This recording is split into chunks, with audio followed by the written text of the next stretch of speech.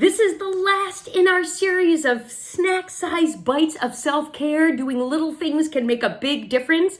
If this is the first time you're tuning in, go back and watch everything in the series. And if you've been watching the series, we've got 3 new strategies that we're going to share with you today. So number 1 is just write something in a blog, on LinkedIn or Facebook. And I'm somebody who writes something, but this counts as writing something as well. I'm developing a little bit of content that I think could be helpful to people. And it also helps me think about what I'm thinking. Go through your stack of magazines and read the ones you love, rip things out that you've wanted to cook or make or remember.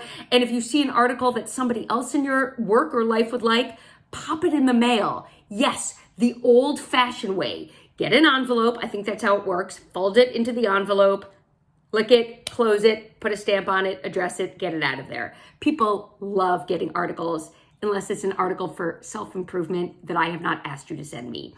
And then finally, one of the ways that you can help other people is by linking them to these YouTube videos. If you have found these helpful, send the link to this playlist to somebody who you think could benefit from some snack-sized bites of self-care because they don't have an awful lot of time.